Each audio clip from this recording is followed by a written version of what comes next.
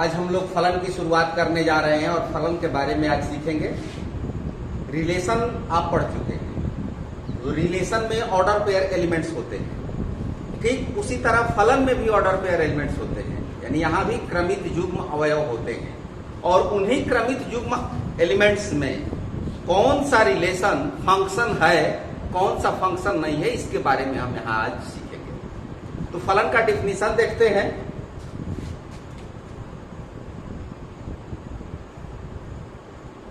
फलन एक समुच्चय ए से समुच्चय बी का संबंध है।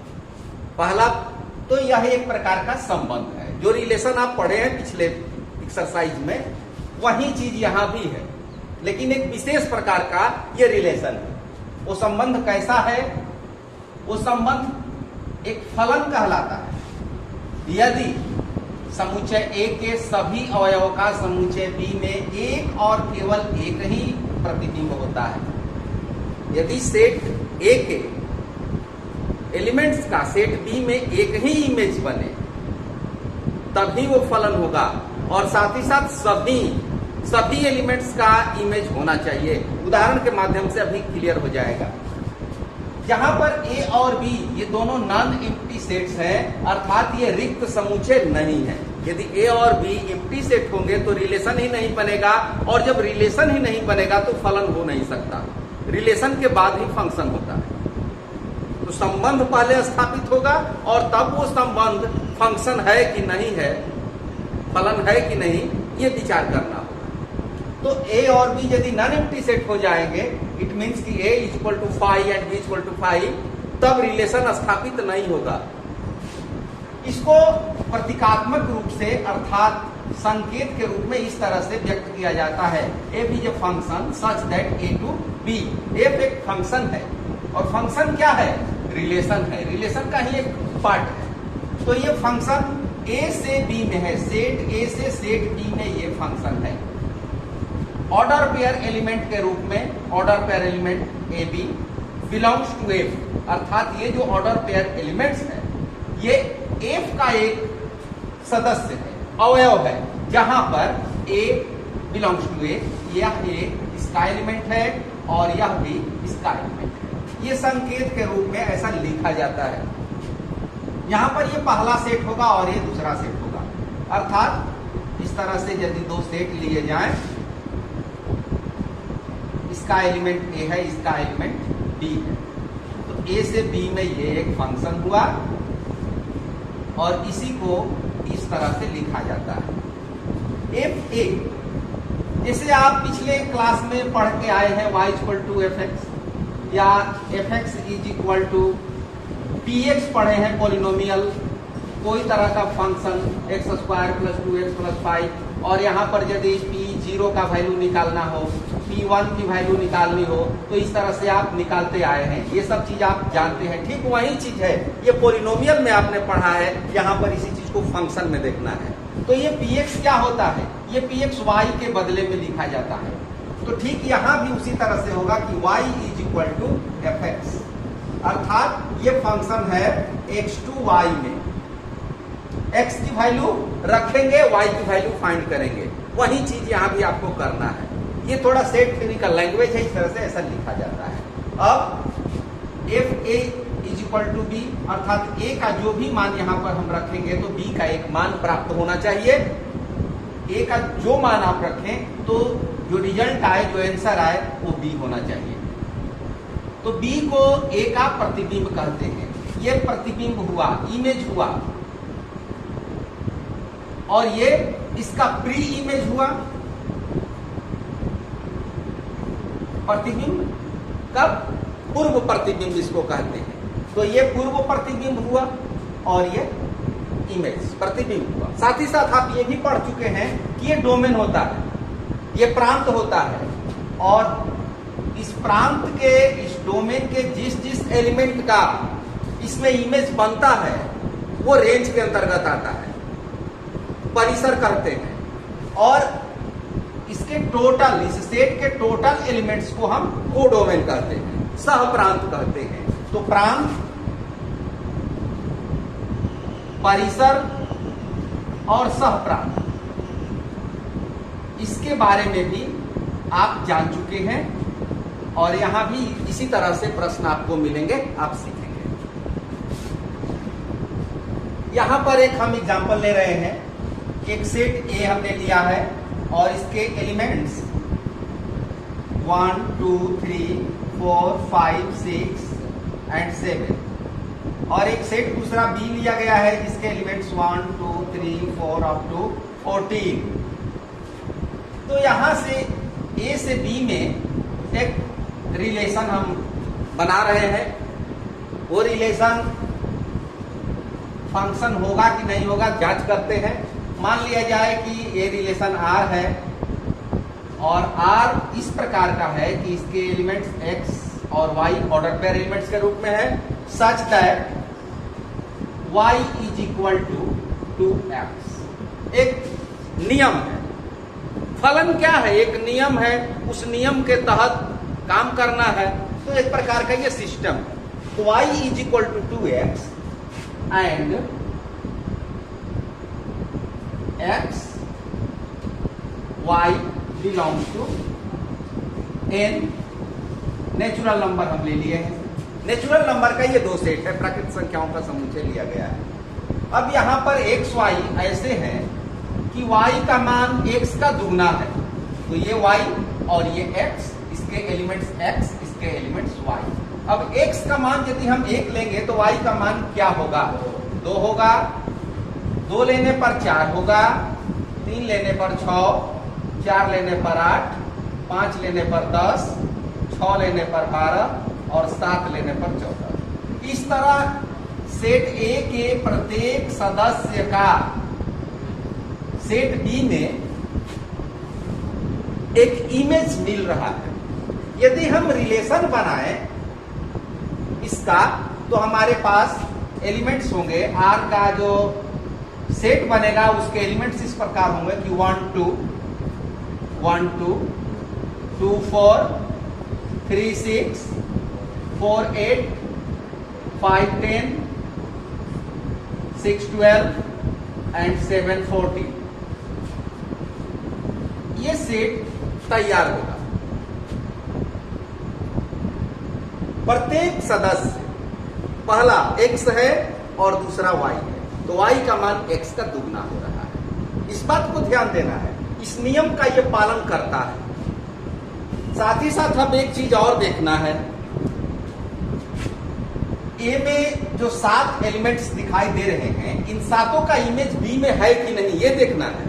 यदि 7 का इमेज बी में है तब तो ये फलन होगा, और 7 का इमेज बी में नहीं है तब ये फलन नहीं होगा। किसी एक का भी इमेज नहीं है। मान लीजिए यहाँ पर 7 है और यहाँ पर 14 नहीं है, 13 नहीं है, तो 7 का इमेज तो नहीं बनेगा, 7 का कोई इमेज इसमें नहीं मिलेगा। तब वैसी परिस्थिति में ये नहीं होगा और तब इसका कोई इमेज नहीं होने के कारण यहाँ रिलेशन तो बनेंगे लेकिन वो रिलेशन फंक्शन नहीं कहा जाएगा। वो रिलेशन फंक्शन का रूप नहीं लेगा, क्योंकि फंक्शन में प्रत्येक सदस्य के साथ वो नियम लागू होना चाहिए। समझ रहे हैं? तो ये फंक्शन हुआ n to n, प्राकृत संख्या से प्राकृत संख्या में। यहां पर 14 लिख दिया जाए तब ये जाके फंक्शन होगा। अब एक सीधी बात आप दिमाग में बैठा लें, वो रिलेशन कब फंक्शन होगा और कब फंक्शन नहीं होगा। जहां पर 2 सेट दिए गए कब फंक्शन होगा और कब नहीं होगा। मान लीजिए कि यह ए कोई सेट है और ये बी कोई सेट है। ए में elements A B C D E और बी में एलिमेंट्स 1 2 3 4 5 6 इस तरह से एलिमेंट्स हैं। ए का इससे रिलेशन है, बी का इससे रिलेशन है, सी का इससे रिलेशन है, डी का इससे रिलेशन है, ई का रिलेशन नहीं है, ई का कोई रिलेशन नहीं है। तब ये फंक्शन नहीं होगा, क्योंकि इसके प्रत्येक सदस्य का वहां पर इमेज होना चाहिए। मान लीजिए कि डी का रिलेशन 5 से भी है और ई का रिलेशन 6 से है, तो यहां पर तो प्रत्येक सदस्य का इमेज उसमें बन रहा है। आप देख रहे हैं कि इमेज बन रहा है, ए का 1, बी का 2, सी का 3, लेकिन डी का जो इमेज हम देख रहे हैं तो D4 और D5, ये दो इमेज यहां पर तैयार हो रहे हैं। डिफिनीशन आप देखे हैं फंक्शन का, वहां पर लिखा हुआ है कि एक और केवल एक प्रतिबिंब होना चाहिए, one and only one image. यहां पर कितने प्रतिबिंब हो रहे हैं? तो दो प्रतिबिंब हो रहे हैं। तब वैसी परिस्थिति में भी ये फंक्शन नहीं है, इसमें एक ही इमेज होना चाहिए। अब समझने के लिए आप समझिए कि इसमें जो जो एलिमेंट्स हैं और यहां से जो एरो निकल रहा है, जो तीर निकल रहा है, तो प्रत्येक सदस्य से केवल एक तीर निकलना चाहिए। यहां पर इससे दो तीर निकल रहे हैं। तो कहीं भी इस तरह का आप चित्र देखेंगे जहां पर दो तीर या तीन तीर कहीं से दिखाई दें, जैसे मान लीजिए कि यहां पर ए है और यहां पर 1 2 3, ए से 1 का भी रिलेशन, 2 का भी रिलेशन, 3 का भी रिलेशन। मान लिया जाए कि ये पिता है और ये पुत्र है, पुत्र 1, पुत्र 2, पुत्र 3। तो पिता का संबंध तो तीनों पुत्रों से होगा, लेकिन क्या ये फंक्शन होगा?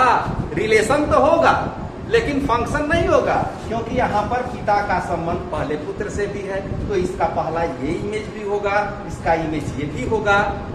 यदि इसी को उलट दिया जाए, इसी को रिवर्स कर दिया जाए, इसको ऐसे ना करके ऐसे कर दिया जाए, तो पुत्र 1 का पिता से संबंध, पुत्र 2 का भी संबंध, पुत्र 3 का भी संबंध, इस तरह से जब होगा तब ये फंक्शन हो जाएगा, क्योंकि इन तीनों का एक ही पिता है, इन सबका एक ही इमेज बन रहा है। सेट ए से सेट बी में केवल एक इमेज बन रहा है, अर्थात इसमें जितने भी एलिमेंट्स आपको दिखाई दें उनसे केवल एक तीर निकलना चाहिए। ये दिमाग में बैठा लीजिए कि सेट ए के प्रत्येक सदस्य से एक केवल तीर आपको निकलना चाहिए, दो नहीं निकलना चाहिए, पहला कंडीशन। दूसरा कंडीशन है कि इसमें से कोई खाली भी नहीं बचना चाहिए। अगर कोई एलिमेंट्स खाली हो गया जिसका इमेज नहीं मिल रहा है, तब भी ये फंक्शन नहीं होगा। तो दो बातें, एक तो प्रत्येक सदस्य से एक एरो मार्क्स, और दूसरी बात कि कोई खाली नहीं होना चाहिए, यानी सभी से एक तीर जरूर निकलना चाहिए। भले ही ये तीर यहां से निकल करके ये जो लाइन है ये कहीं पर जाकर के मिल जाए, कोई बात नहीं, इधर खाली हो जाए कोई बात नहीं, इधर खाली रहने से कोई दिक्कत नहीं है, इधर खाली नहीं होना चाहिए और एक से एक निकलना चाहिए, कोई खाली नहीं होना चाहिए। तब क्या होगा? तब इस रिलेशन को हम कहेंगे कि ये फंक्शन है। यदि ऐसा नहीं है तो ये फंक्शन नहीं है। समझ रहे हैं? अब देखेंगे हम फंक्शन के टाइप्स होते हैं, 1-1 function, many one function, onto function, into function. 1-1 क्या होता है? दो सेट लिए गए ए और बी, यहां पर 1 2 3 एलिमेंट्स, यहां पर ए बी सी 3 एलिमेंट्स। पहली बात, फंक्शन होने के लिए इस प्रत्येक का इसमें एक इमेज होना चाहिए, एक का एक इमेज होना चाहिए, तब ये फंक्शन होगा। इधर खाली नहीं छूटा है और प्रत्येक से एक निकला है, तो ये फंक्शन है। ए से बी में ये फंक्शन है। यदि फंक्शन नहीं होगा तो यहाँ आर लिख सकते हैं, रिलेशन बना सकते हैं, फंक्शन नहीं है। तो एक का एक है तो इसको कहेंगे कि 1-1 फंक्शन या 1-1 मैपिंग। एक का एक हो तो 1-1 कहेंगे। मान लीजिए इस तरह से A-E-I-O-U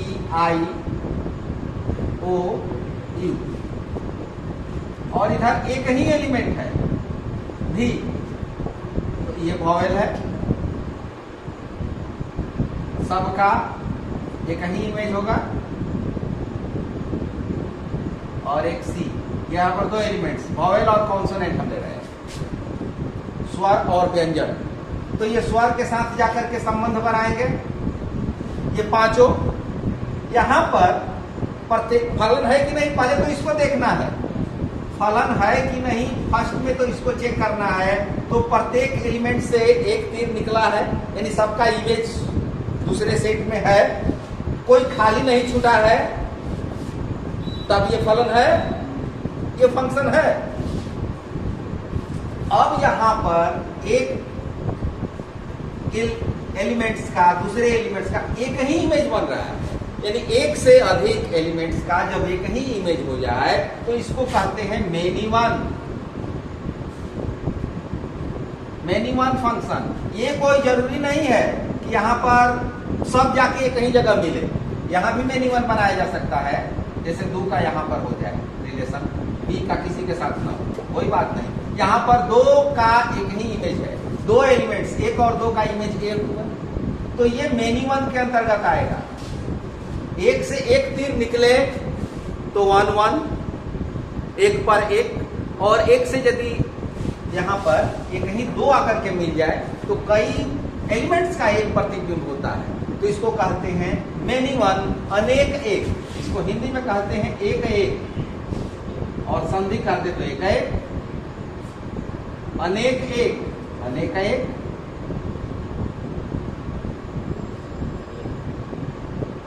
फलन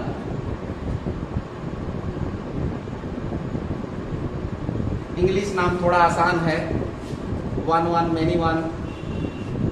एक का एक के साथ हो तो 1 1, एक का अनेक के साथ हो तो मेनी वन। तो फंक्शन या तो 1 1 होगा या मेनी वन होगा, दोनों में से एक ही हो सकता है। दोनों बातें एक साथ नहीं हो सकती हैं। अभी आप बैठे हैं, दिन है कि रात है, दोनों एक साथ नहीं कह सकते हैं। आप कहेंगे कि दिन है, ये नहीं कह सकते हैं कि दिन भी है रात भी है। जब रात में बैठेंगे तो ये नहीं कह सकते हैं कि दिन है। तो दिन और रात दोनों एक साथ नहीं हो सकते हैं। ठीक उसी तरह से 1 1 और मेनी वन एक साथ नहीं हो सकते। 1 1 होगा तो मेनी वन नहीं होगा, मेनी वन होगा तो 1 1 नहीं होगा। ठीक इसी तरह से जब फंक्शन ऑन टू होगा तो इनटू नहीं होगा, और इनटू होगा तो ऑन टू नहीं होगा। अब उसको भी देखते हैं कि इनटू और ऑन टू क्या है।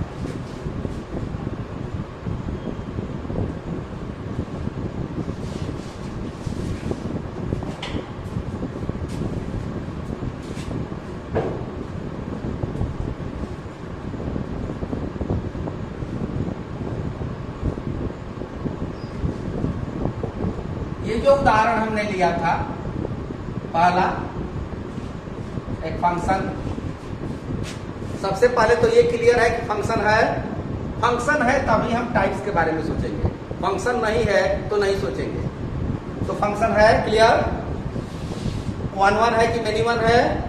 1 1 है, 1 1 है, मेनी वन नहीं है। ठीक है, 1 1 है। अब इस टाइप में आते हैं, इसमें यदि सब इमेज है, सेट बी के टोटल एलिमेंट्स जो हैं वो सेट ए के इमेज के रूप में आते हैं, यानी कोई खाली नहीं बचता, तो इसको कहते हैं ऑन टू। ऑन टू आच्छादक प्रतिचित्रण कहते हैं, यानी प्रत्येक एलिमेंट इमेज के रूप में होना चाहिए, कोई खाली ना बचा हो। अब मान लीजिए कि यहां पर एक एलिमेंट डी हो गया, तब ये खाली हो गया, इसमें खाली है, ये किसी का इमेज नहीं है, तब इसको कहेंगे इनटू। एक भी अगर खाली बच गया तो इनटू कहेंगे। तो 1 1 तो है ही, साथ ही साथ इनटू भी है। इसमें पहला नंबर तो ये देखना है कि फंक्शन है कि नहीं, तो उसकी जांच हम इस साइड से करेंगे, डोमेन में करते हैं कि डोमेन का प्रत्येक एलिमेंट्स का इमेज होना चाहिए, डोमेन के प्रत्येक एलिमेंट्स का इमेज होना चाहिए, तब ये जाकर के फंक्शन होगा। तो पहली जांच वो करनी है। उसके बाद इधर देखना है कि इसमें प्रत्येक सदस्य इमेज के रूप में है तब तो ऑन टू होगा, और प्रत्येक सदस्य इमेज के रूप में नहीं है तब इनटू होगा। कोई ऐसा एलिमेंट मिल जाए जो किसी का इमेज ना हो तो इनटू होगा। दूसरा उदाहरण, ए बी और इधर 1 2 3, ए एक के साथ और बी भी एक के साथ ही रिलेशन बना रहे हैं। अब यहां पर देखा जाए तो ये फंक्शन है कि नहीं है, फंक्शन है। एक और एलिमेंट ले ले, फंक्शन है कि नहीं है, है। इसका प्रत्येक सदस्य का है उसमें इमेज, एक इमेज है, ए का इमेज 1 है, बी का इमेज 2 है, सी का इमेज, ए का इमेज 1 है, बी का 1 है, सी का 2 है। फ्री किसी का इमेज नहीं है। इधर खाली छूट जाए कोई बात नहीं, इधर खाली छूटने से कोई बात नहीं, इधर खाली नहीं छूटना चाहिए। डोमेन रिक्त नहीं होना चाहिए, प्रांत का कोई एलिमेंट नहीं छूटना चाहिए जिसका इमेज ना मिले, रे इधर कोडोमेन में बच जाए। अब ये फंक्शन है। अब देखें कि ये 1 1 है कि मैनी 1 है, ये मैनी 1 है क्योंकि यहाँ पर दो इमेज ए और बी का एक, दो एलिमेंट्स का एक ही इमेज है, तो ये हुआ मैनी 1। और ऑन टू है कि इन टू, तो यहां पर ये खाली है तो मैनी 1 इन टू। अगर ये भी किसी का इमेज हो जाए, मान लीजिए कि यहां पर एक और हम एलिमेंट ऐड कर दें, यहां पर डी लिख दें और डी का इसके साथ रिलेशन हो जाए, तब वैसी परिस्थिति में ये हो जाएगा मैनी 1 ऑन टू। तो इस तरह से 4 तरह के प्रतिचित्रण किए जाते हैं और इन चारों के नाम होंगे 1 1 into 1 1 on 2, many 1 into many 1 on 2।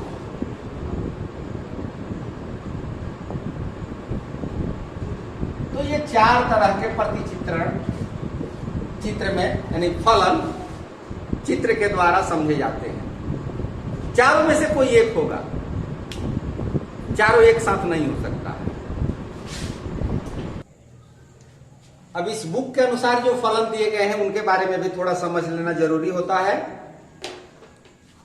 वास्तविक फलन, रियल फंक्शन, ये क्या चीज है?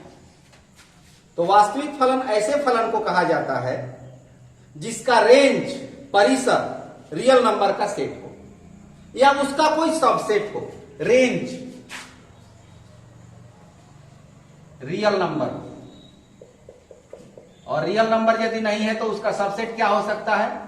रेशनल हो सकता है, इरेशनल हो सकता है, इंटीजर हो सकता है, होल नंबर हो सकता है, नेचुरल नंबर हो सकता है। तो उसका रेंज रियल नंबर हो या इसका कोई सबसेट हो, तो ऐसे फंक्शन को हम रियल फंक्शन कहते हैं, वास्तविक फलन कहते हैं। इसका प्रांत, इसका डोमेन, ये भी रियल नंबर ही होता है या रियल नंबर का सबसेट होता है। तो वास्तविक फलन में सब डोमेन, रेंज, कोडोमेन ये सब रियल होते हैं। आइडेंटिटी फलन, तत्समक आइडेंटिटी फंक्शन। तो मान लीजिए कि R कोई रियल नंबर का सेट है और y is equal to F X,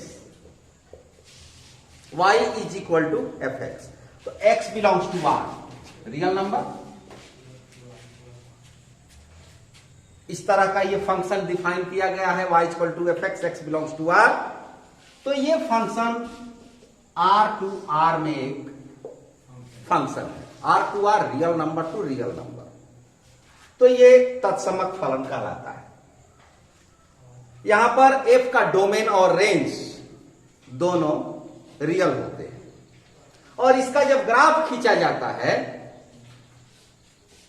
तो वो ओरिजिन से होकर के जाता है, मूल बिंदु से होकर के जाता है। इसका जब ग्राफ खींचेंगे कहीं से भी तो ये मूल बिंदु से होकर के क्रॉस करेगा, अर्थात इसमें कोई कांस्टेंट टर्म नहीं लिया जाता है। जैसे मान लीजिए कि F x is equal to 5x, तो इसका ग्राफ खींचेंगे तो मूल बिंदु से जाएगा।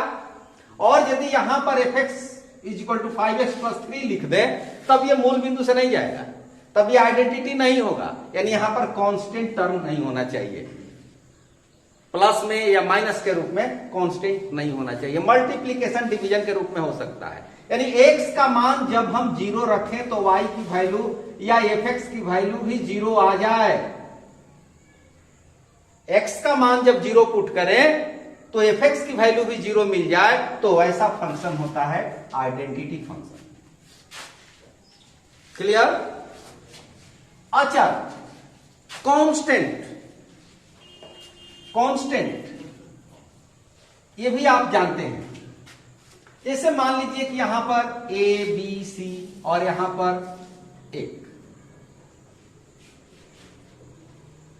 सबका इमेज 1 हो, कहते हैं सबका मालिक 1 है, तो ये कांस्टेंट फंक्शन हुआ। जितने भी एलिमेंट्स हैं सबका इमेज 1 ही हो तो ये कांस्टेंट हुआ।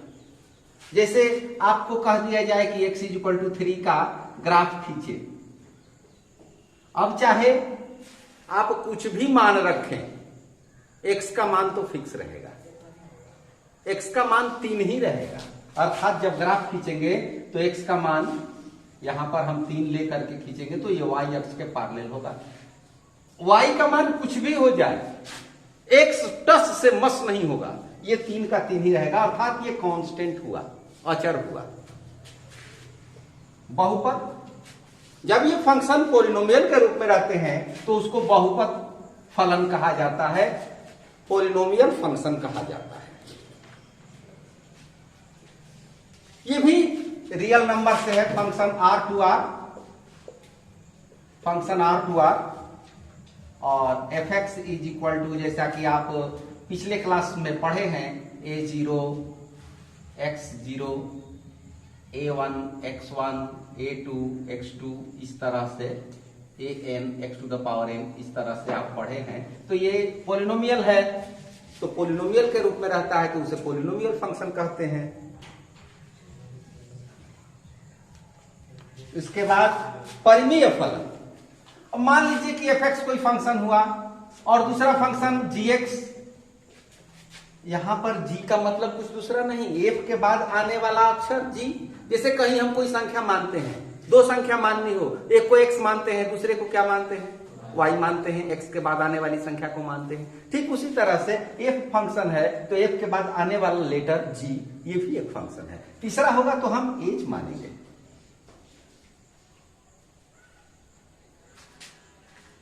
तो fx और gx यदि परिमेय, ये तो रेशनल नंबर के रूप में है, तो ऐसे फंक्शन को रेशनल फंक्शन कहते हैं, परिमेय फंक्शन कहते हैं। लेकिन यहां पर एक कंडीशन ये होता है, जैसा कि आप जानते हैं कि 0 से डिवाइड नहीं किया जाता, 0 से भाग नहीं दे सकते हैं, तो यहां पर gx की जो वैल्यू होगी वो does not equal to 0। gx का मान 0 नहीं होगा। जब यहां 0 हो जाएगा तब ये तो अनडिफाइंड हो जाएगा, अपरिभाषित हो जाएगा, क्योंकि अर्थहीन अनंत तक इसकी वैल्यू चली जाएगी। तो क्या लेंगे, वैल्यू नहीं मिलेगा, तो gx की वैल्यू 0 नहीं हो सकती है। अब देखते हैं मॉडुलस फंक्शन के बारे में, मापांक फंक्शन। मॉडुलस ये क्या चीज होता है? एब्सोल्यूट वैल्यू, ये हमेशा पॉजिटिव होता है। एब्सोल्यूट वैल्यू हमेशा पॉजिटिव होता है। इसका ये चिन्ह है, पिछले क्लास में आप ऐसा चिन्ह देखे हैं, पढ़े हुए हैं, इस तरह से। ये छोटा कोष्ठ और बड़ा कोष्ठ नहीं है, ये मॉडुलस है, मापांक है। तो इस तरह का यदि हो मापांक के रूप में तो मॉडुलस फंक्शन कहते हैं। इस तरह के चीज, मॉड, इस चिन्ह को मॉड कहा जाता है।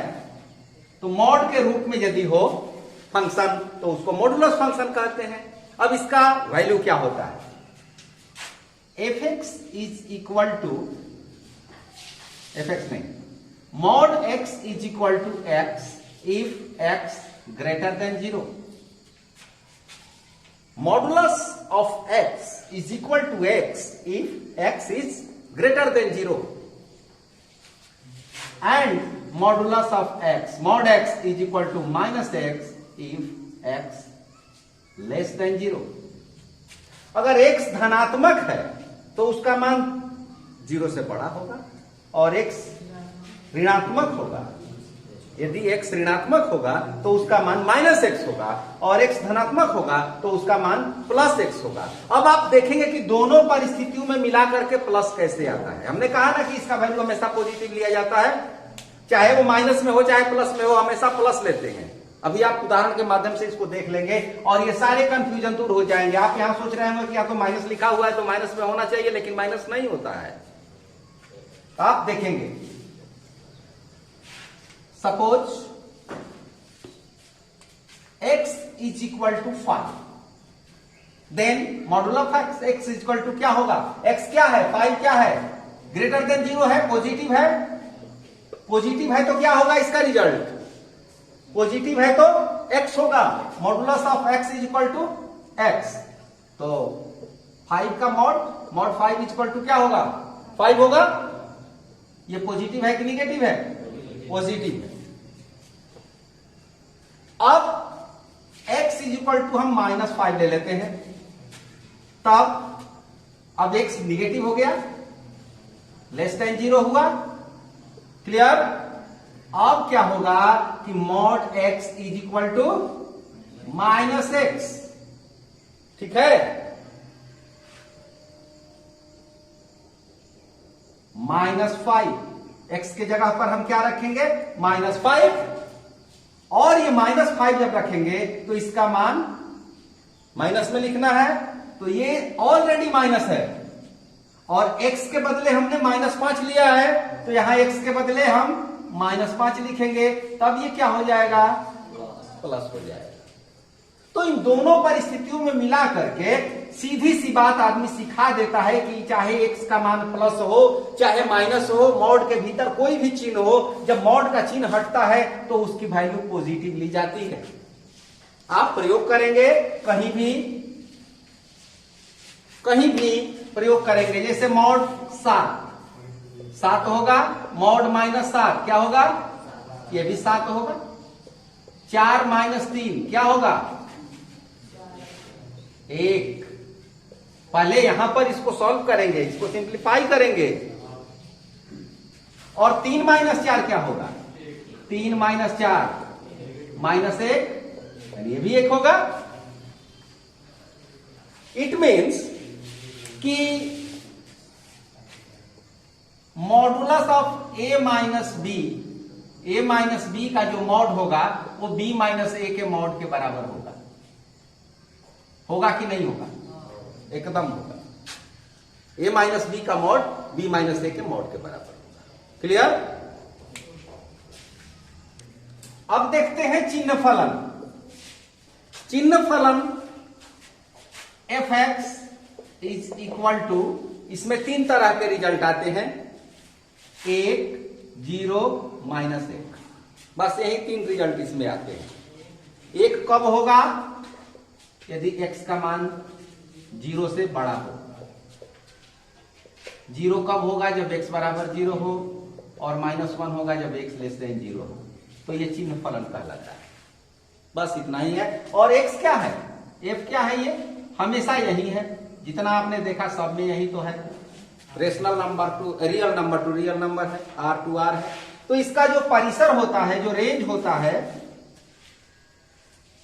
रेंज ऑफ f, ये बस इसी के बीच में रहता है, -1, 0, 1, इतने के ही बीच में रहता है, समझ गए। और जब इसका ग्राफ खींचते हैं तो 1 का ग्राफ x से बड़ा होगा, ऐसे हो जाता है, 0 पर यहीं पर रहेगा, और -1 में इस तरह से हो जाता है। 1 y इज इक्वल टू -1, और यहां पर y इज इक्वल टू 0, बस इतना ही इसका जरूरत है। 3 ही इसके रेंज के एलिमेंट्स होते हैं।